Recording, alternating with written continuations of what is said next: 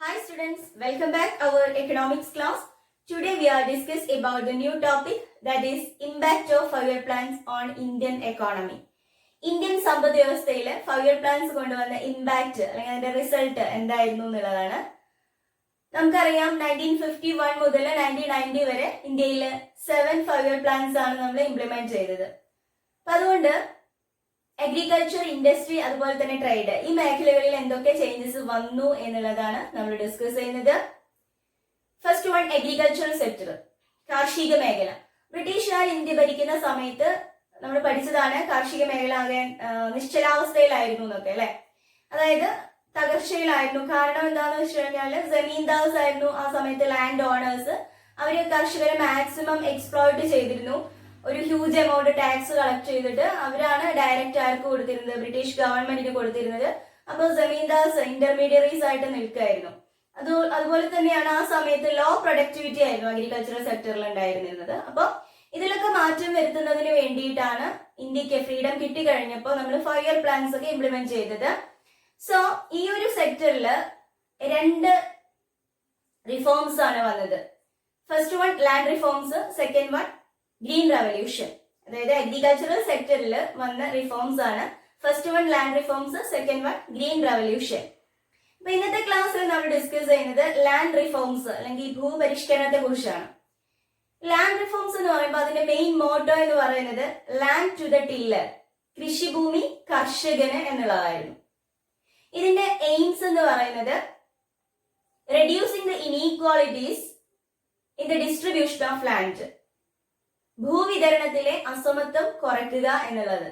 അതുപോലെ തന്നെ rising agricultural production through increased productivity, ഉൽപാദനശേഷി വർദ്ധിപ്പിച്ച് കാർഷിക മേഖലയിലെ പ്രൊഡക്ഷൻ ഉയർത്തുക. ഈ 2 എയിംസ് ആണ് ലാൻഡ് റിഫോംസിന് ഉണ്ടായിരുന്നത്. അപ്പോ കർഷകർക്ക് സ്വന്തമായിട്ട് ഭൂമി ഇല്ലാത്തത് കൊണ്ട് തന്നെ അവർക്ക് കൂടുതൽ ക്യാപിറ്റൽ ഇറക്കി നന്നായിട്ട് അഗ്രികൾച്ചറൽ സെക്ടറിൽ നന്നായി വർക്ക് ചെയ്യാനുള്ള ഒരു ഇൻട്രസ്റ്റ് ഒന്നും ആർക്ക് ഉണ്ടായിരുന്നില്ല, ഫാർമേഴ്സിന് ഉണ്ടായിരുന്നില്ല. കാരണം അത് അവര് മാക്സിമം എക്സ്പ്ലോയിറ്റ് ചെയ്തുകൊണ്ടിരുന്നത് ജമീന്ദാർസ് ആയിരുന്നു. അതുകൊണ്ട് തന്നെയാണ്. അപ്പോ ലാൻഡ് റിഫോംസ് നടപ്പിലാക്കിയതിന്റെ എയിംസ് എന്ന് പറയുന്നത് ഈ 2 കാര്യങ്ങളാണ് നമ്മൾ പറഞ്ഞത്. ഏതൊക്കെയാണ്? ഫസ്റ്റ് വൺ ഭൂവിതരണത്തിലെ അസമത്വം കുറയ്ക്കുക, അതുപോലെ തന്നെ പ്രൊഡക്ടിവിറ്റി ഇൻക്രീസ് ചെയ്തിട്ട് അഗ്രികൾച്ചറൽ സെക്ടർ പ്രൊഡക്ഷൻ റൈസ് ചെയ്യാന്നുള്ളത്. ഓക്കെ, നെക്സ്റ്റ് ലാൻഡ് റിഫോംസുമായി ബന്ധപ്പെട്ട പോളിസീസ് ഏതൊക്കെയാണെന്നുള്ളതാണ്. അതിൽ first one abolition of intermediaries like zamindars, ജമീന്ദാർസിനെ പോലെയുള്ള ഇടനിലക്കാരെ ഒഴിവാക്കുക. സെക്കൻഡ് പോളിസി എന്ന് പറയുന്നത് distribution of land to the tiller, കൃഷിഭൂമി കർഷകന് വിതരണം ചെയ്യുക. Then fixing ceiling on agricultural holdings, കൃഷി ആവശ്യത്തിന് വേണ്ടി കൈവശം വയ്ക്കാവുന്ന ഭൂമിക്ക് പരിധി നിശ്ചയിക്കുക. അതുപോലെ തന്നെ redistribution of surplus land among the landless, ഈ സർപ്ലസ് ലാൻഡ് അതായത് മിച്ച ഭൂമി ഇല്ലാത്ത ആൾക്കാർക്ക് പുനർവിതരണം ചെയ്യുക. ഇത്രയായിരുന്നു ലാൻഡ് റിഫോംസിന്റെ പോളിസീസ്. ഏതൊക്കെയാണ്? ഇത് ഇമ്പോർട്ടന്റ് ആണ് കേട്ടോ. First one abolition of intermediaries like zamindars, ജമീന്ദാർസിനെ പോലെയുള്ള ഇടനിലക്കാരെ ഒഴിവാക്കുക. Second one distribution of land to the tiller, കൃഷിഭൂമി കർഷകന് വിതരണം ചെയ്യുക. Third one fixing ceiling on agricultural holdings, കാർഷിക ആവശ്യത്തിന് വേണ്ടി കൈവശം വെക്കാവുന്ന ഭൂമിക്ക് പരിധി നിശ്ചയിക്കുക.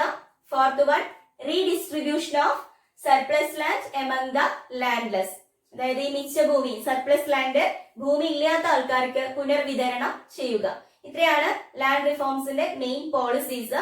ഇത് വളരെ പ്രോഗ്രസീവ് ആയിട്ടുള്ള ഒരു പോളിസി ആയിരുന്നു ലാൻഡ് റിഫോംസ് എന്ന് പറയുന്നത്. കാരണം ഇതോട് കൂടിയിട്ട് ഇന്ത്യയിലെ 2 കോടിയിലധികം കർഷകർക്ക് സ്വന്തമായിട്ട് ഭൂമി ലഭിച്ചു. പക്ഷെ ഇതിന് വളരെയധികം ഡിഫിക്കൽട്ടീസും ഉണ്ടായിരുന്നു. കാരണം ജമീന്ദാർസിന്റെ ഭാഗത്ത് നിന്ന് അവരൊക്കെ ഭൂമി നഷ്ടപ്പെട്ടവരായിട്ട് മാറി ജമീന്ദാർസ്. മാത്രമല്ല അവരിതിനെതിരായിട്ട് കോടതിയിലെ കേസ് ഫയൽ ചെയ്തു.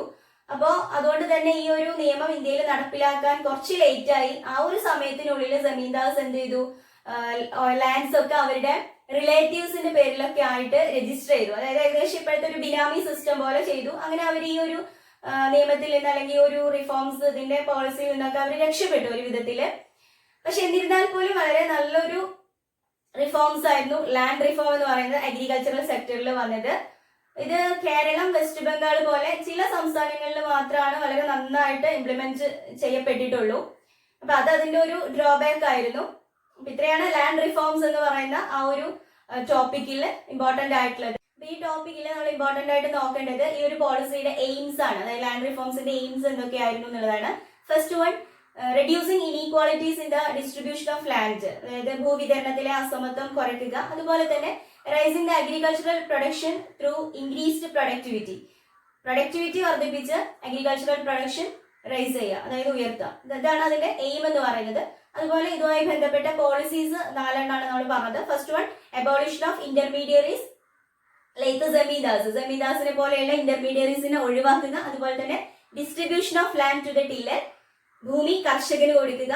Then fixing ceiling on agricultural holdings, അതായത് കൃഷി ആവശ്യത്തിന് വേണ്ടിയിട്ട് കൈവശം വെക്കാവുന്ന ഭൂമിക്ക് പരിധി നിശ്ചയിക്കുക. അതുപോലെ തന്നെ redistribution of surplus land among the landless, ഈ സർപ്ലസ് ലാൻഡ് ഭൂമി ഇല്ലാത്ത ആൾക്കാർക്ക് പുനർവിതരണം നടത്തുക. ഓക്കെ, ഇത്രയും ഭാഗം നന്നായിട്ട് പഠിക്കുക, ഇമ്പോർട്ടന്റ് ടോപ്പിക് ആണ്. Okay, thank you.